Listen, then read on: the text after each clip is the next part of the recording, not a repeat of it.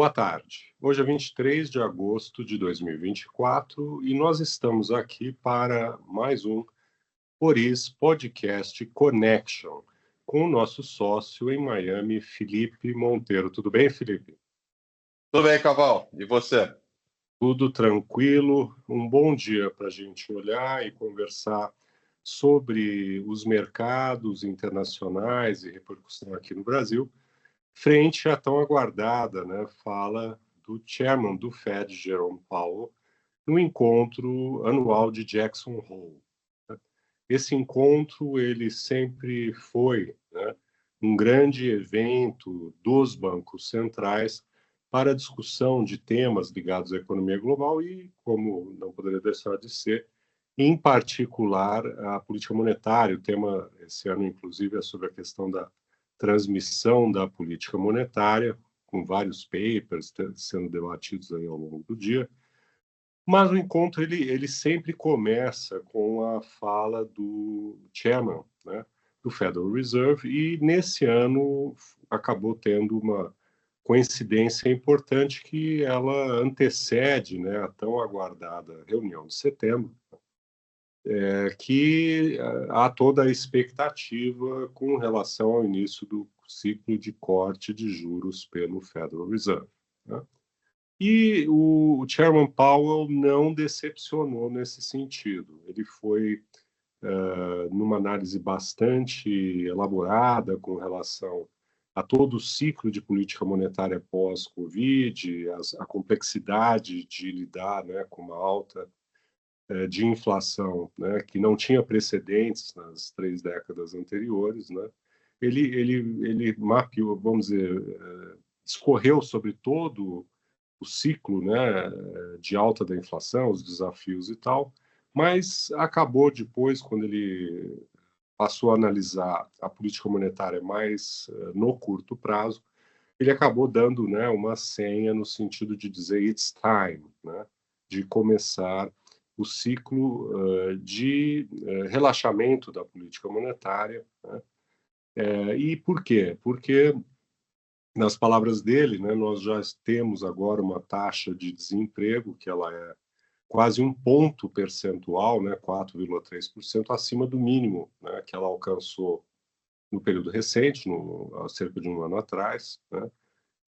E dado que o Fed tem aquele duplo mandato, tanto buscar a inflação na meta de 2%, como garantir que nesse nível, você também consiga o maior nível possível de emprego na economia, o olhar também sobre o mercado de trabalho, ficou claro, que nesse momento, ao contrário do que vínhamos vivendo até aqui, que a ênfase era na desinflação, agora a ênfase passa a ser na preservação desse mercado de trabalho que ainda é robusto, mas dá sinais de enfraquecimento, Então, essa mensagem, foi muito importante, até porque ontem a gente tinha tido um dia de muito nervosismo, a semana, aliás, alterou, esses momentos aí mais favoráveis e de maior nervosismo, e a fala dele hoje ajudou bastante, Felipe? Sem dúvida, Caval. Como você comentou, a gente vinha já no mercado muito animado com o começo dos cortes, já na próxima reunião de setembro. Na quarta-feira, a gente teve a ata da última reunião do Fed, e nessa ata a impressão que deu é que já existe um consenso muito grande no sentido de começar o ciclo de cortes, E aí o mercado já vinha nessa expectativa de que esse início iria ser em setembro. Ontem, por um pouco de receio em relação à fala de hoje, o mercado acabou reduzindo bastante os riscos. Isso, obviamente, refletiu nas bolsas, nas taxas de juros, mas acabou que, como você falou, o discurso em si foi um discurso muito tranquilo, na linha de corroborar esse início do ciclo de cortes já agora em setembro. né? Com isso, a gente vê hoje as bolsas subindo de novo, as taxas de juros caindo, né? E o mercado ele já precifica aí quase 9 cortes consecutivos de 0,25, né? Quer dizer, uma magnitude grande, né? Mas, por outro lado, também é uma magnitude grande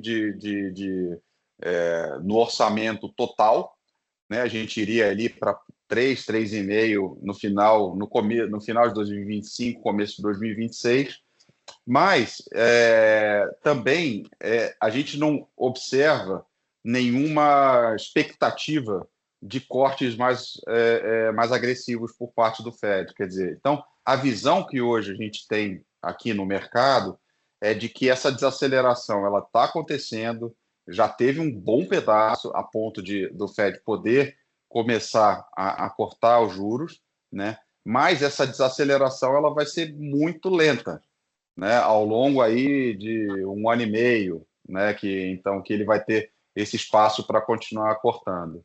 Então é um pouco esse é o cenário, né? A gente tem claramente a inflação numa tendência de queda, já próxima aí de níveis pré-Covid, mercado de trabalho idem, mas alguns outros dados da economia ainda mostram uma certa resiliência, né? Então, essa desaceleração tende a ser aí, né, por enquanto, pelo menos pela foto de hoje, ela parece que vai ser uma desaceleração bem lenta, reforçando E, aquele cenário de pouso suave.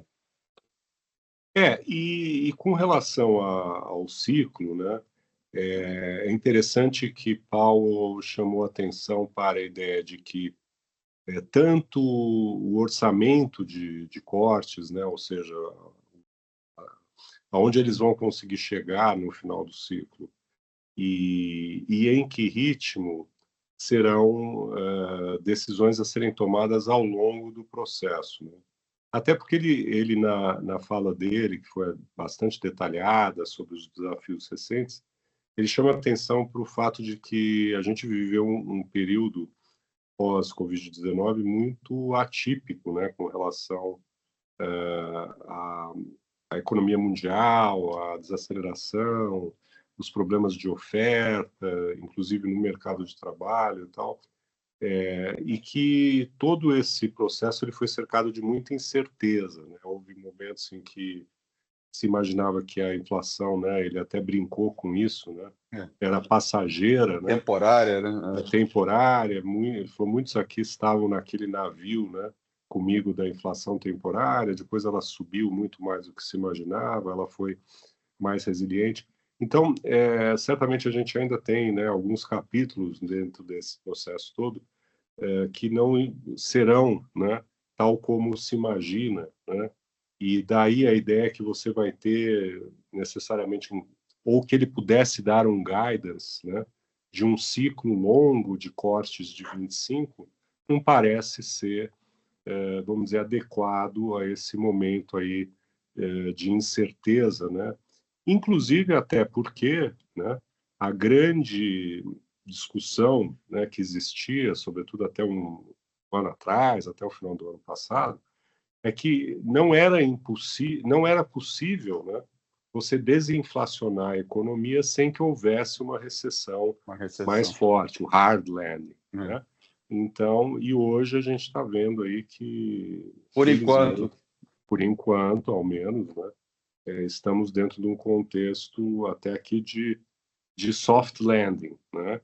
E ele também lembra, né, que dado que você tem um patamar de juros muito alto, né, você tem, vamos dizer, bastante, entre aspas, munição para enfrentar, né, uma eventual desaceleração mais forte do mercado de trabalho, ou mesmo uma recessão, né, que viesse aí de uma forma mais abrupta, né?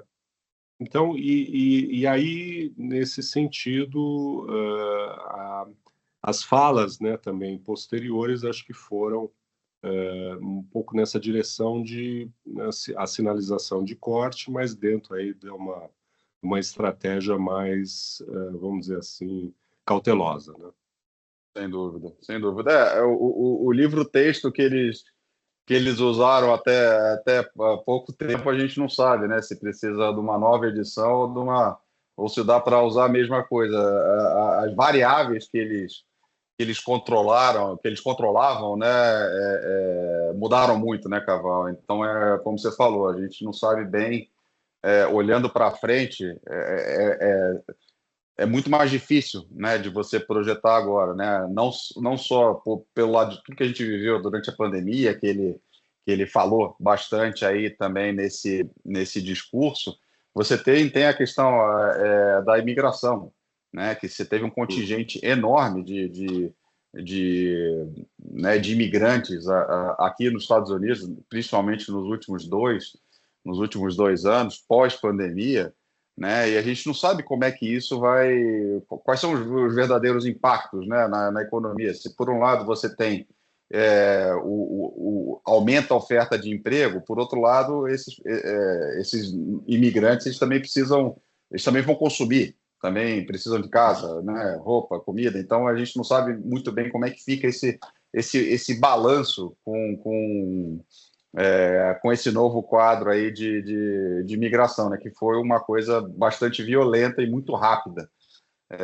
Então, assim, como você falou, acho que a missão é difícil por enquanto. Eu acho que o que a gente consegue cravar é que, né, o ciclo deve começar, mas a extensão e o grau, né, dos cortes, né, eu acho que isso é um pouco mais para frente, a gente vai meio que tateando e vendo como vai ser, né? E o impacto no mercado de moedas, né? A gente vinha tendo um mercado de moedas mais errático, né? Ora você tinha o dólar se enfraquecendo frente a moedas desenvolvidas, mas bem contra emergentes, ora o contrário. Hoje acho que o dólar fraco de uma maneira geral, né? Sem dúvida, Caval, e é justamente por conta disso, né? Quer dizer, os Estados Unidos, ele claramente, né? Assim, eu diria que hoje é o que tem mais, que a gente consegue ter um pouco mais de clareza em relação ao movimento né, a direção da política monetária. A Europa, por exemplo, ela já está cortando faz algum tempo, mas a inflação ainda está um pouco mais persistente, né? Japão, há 2 semanas atrás, subiu os juros por conta da desvalorização da moeda. Então, assim, isso acaba que favorece ao enfraquecimento do dólar frente aos seus pares desenvolvidos, né? É verdade que a gente vê em mercados emergentes o movimento contrário até dos juros, né? Por exemplo, o Brasil agora, a expectativa é de alta de 0,25, enquanto aqui a gente vai cortar 0,25, mas o impacto na moeda tem sido um pouco mais errático, como você falou, né? Eu acho que, além dessa questão dos juros, da diferença dos ciclos de política monetária, você tem uma questão também de aversão a risco, né? A gente viu um movimento muito, muito abrupto recentemente nas bolsas aqui, né? Isso provocado por conta do aumento de juros do Japão, que aumentou o custo de financiamento das posições, e isso tudo você teve um reflexo nas bolsas, em mercados emergentes, nos ativos de maior risco, né? Então, o mercado, tanto de moeda quanto de bolsa também, assim, apesar desse quadro benigno que a gente está vivendo aqui nos Estados Unidos, me parece que a gente ainda está vivendo assim um equilíbrio meio que muito delicado ali, um equilíbrio quase que instável, né, nos mercados. Então, eu acho que isso reflete um pouco também em mercados emergentes, né, Carol? Já pegando um pouco aí o gancho, né? Como é que está no Brasil aí os últimos acontecimentos aí? O mercado já tá convencido de que é 0,25 no próximo? Tem algumas eu tenho lido algumas análises, alguns players já dizendo de 0,50. Como é que está a sua visão em relação a isso? Olha, é uma boa pergunta, né? Enquanto a gente teve aí, vamos dizer, uma comunicação do Fed na ata, né? Como você bem lembrou, foi assim muito clara, né? Do que a maioria do comitê imaginava para a reunião de setembro, a fala do Powell, né? E até em seguida, né? De outros membros do FOMC hoje em Jackson Hole, que vamos dizer quase que, né? Carimba a queda em setembro e uma queda de 0,25. Aqui a gente teve uma comunicação muito errática, né, ao longo dessa semana, mas sim, eu acho que a aposta predominante nesse momento para o Copom é, vamos dizer, um movimento da mesma magnitude, só que na direção contrária, né, uma alta de 0,25. E para colocar isso em contexto, a gente tem que também lembrar que o Brasil foi um dos primeiros países a subir juros, né, quando muitos não estavam, inclusive o próprio Estados Unidos, né, acabou também sendo um dos primeiros a cortar juros, né, e nesse momento eu acho que o que está mais pesando no contexto da decisão de subir juros, e acho que remeto aqui à fala do diretor Diogo Guilhem ontem, né, que acho que no meio desses ruídos todos da comunicação do BC foi, vamos dizer, também bastante tranquila, bastante serena, onde que ele minimizou toda essa questão do câmbio, né? Porque se o câmbio estiver no nível tal, o dólar real sobe ou não sobe, ou sobe mais ou sobe menos, né? E chamando muito atenção para o mercado de trabalho. E o que está acontecendo aqui no Brasil é que a gente não tem, né, aquilo que Paulo chamou atenção nos Estados Unidos. A gente não tem visto, não tem ocorrido uma queda da taxa melhor dizendo, não tem havido uma alta da taxa de desemprego, tal como nos Estados Unidos, um enfraquecimento do mercado de trabalho. Pelo contrário, né, as últimas leituras foram ainda de queda adicional, né, a taxa de desemprego indo aí praticamente para o low da série histórica, né, e isso impulsionando salários e inflação de serviços. E também, diferente dos Estados Unidos, as últimas leituras dos núcleos de serviços, elas mostraram uma reaceleração, né, da inflação advinda do mercado de trabalho, diferente também do que está acontecendo aí, né? Então, acho que é mais importante as pessoas entenderem que o momento cíclico da economia brasileira ele é diferente do momento cíclico da economia americana. Claro, a economia americana é muito mais pujante, ela tem um crescimento sólido há muito mais tempo, né? Mas o fato é que, do ponto de vista, né, estritamente cíclico, a gente está no momento de maior aquecimento, né, na derivada, né? Frente à economia americana, que parece estar, vamos dizer, lentamente, né, desacelerando. Né? E acho que é importante remeter a um ponto da fala de Powell, né, quando, ao final, ele disse, eu queria agora, vamos tentar entender, em primeiro lugar, por que foi possível que a inflação vamos dizer, convergisse, né, estivesse num processo claro de convergência à meta, mesmo com uma economia tão pujante, né? Ele falou basicamente duas coisas. Primeiro, teve uma desinflação importante vinda de fora, né, de commodities e de bens industriais e tal.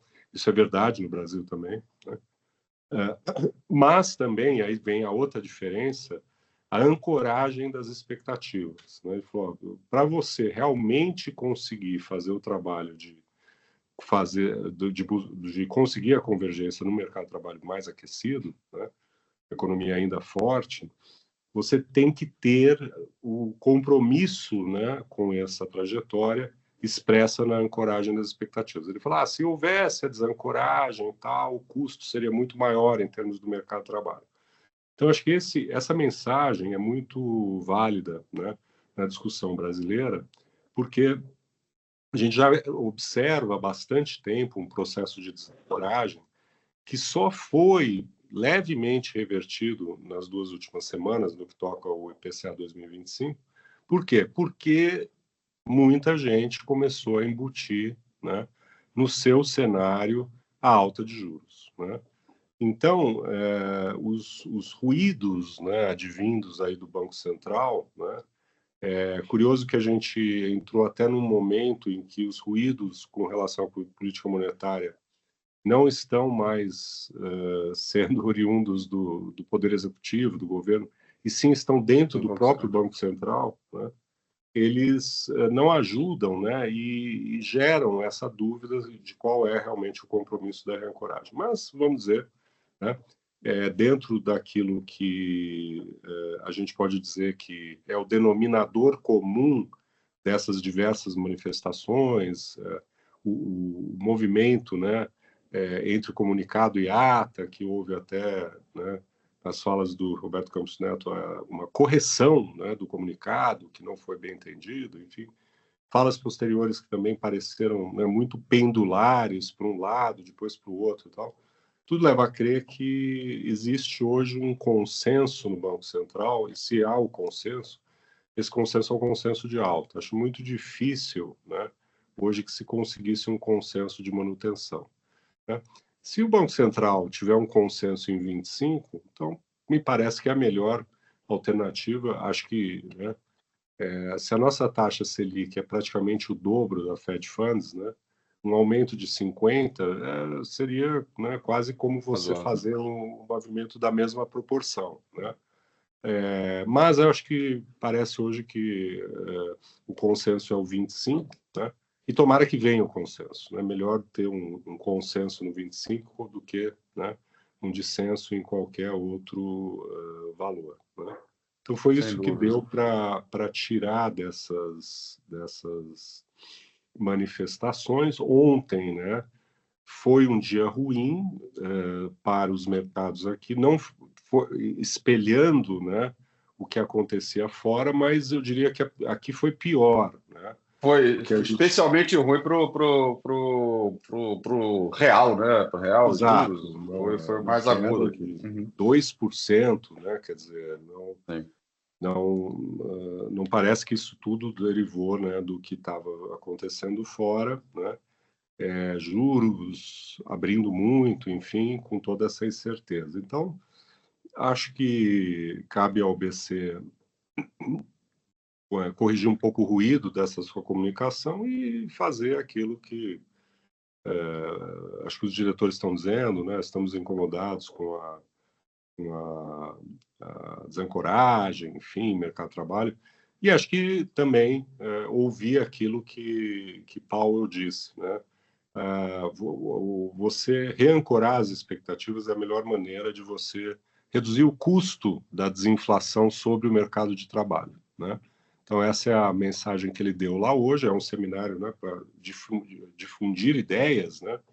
Espero que essa ideia aí seja, vamos dizer, um dos nortes a ser seguidos aí pelo nosso Banco Central. Isso, porque se você tem o mercado contra, né? Se você fala uma coisa e o mercado não acredita, né, ou você não tem credibilidade, se torna muito mais difícil, né? Muito mais custoso, como você falou, né? Ou se o mercado não acredita não tem, se o Banco Central não tem credibilidade, o mercado vai contra, e aí se torna mais um empecilho aí para o Banco Central, né? Sem dúvida. E, portanto, a conclusão, né, que você tinha antecipado é que parece aí que o cenário provável realmente, né, é a gente ter movimentos aí de 25 bips nas reuniões aí do FOMC, do Copom, em setembro, em direções opostas. Mas qual é a história que está por trás disso? É o momento das duas economias que é diferente no que toca a força do mercado de trabalho e o impacto que esse mercado de trabalho tem na inflação de serviços, que foi o grande nó aí do processo de desinflação no período recente, né? E por fim, né, como enfatizamos, o processo de reancoragem das expectativas. Bom, acho que falamos bastante mais algum comentário, Felipe? Não, Caval, eu acho que agora é esperar. A gente não tem nenhum dado muito importante para sair. Eu acho que o mercado ele já está, né, bem precificado vis-à-vis aí o que a gente observou dos últimos dados, da sinalização do Banco Central aqui dos Estados Unidos. Então, agora eu acho que é observar, olhar né, principalmente do lado da atividade, que eu acho que ainda é um cenário um pouco mais incerto, não diria incerto, mas assim, a desaceleração da atividade está tá menos rápida do que o da inflação e né, e do próprio mercado de emprego. Então, acho que é observar. A gente aqui tem adotado uma postura recentemente, né, uma postura um pouco mais cautelosa nas nossas alocações. Então, e a gente está confortável com isso, com uma ligeira redução de risco. Eu acho que, dado o nível dos mercados e dado o grau das incertezas, eu acho que eu acho que é o melhor lugar para estar, é um pouco mais conservador nesse momento. Perfeito, então ficamos por aqui no nosso Por Isso Podcast Conexo, desejando a todos aí um bom fim de semana e até uma próxima oportunidade. Obrigado, Felipe, e boa tarde. Muito obrigado. Até mais. Até a próxima. Tchau, tchau.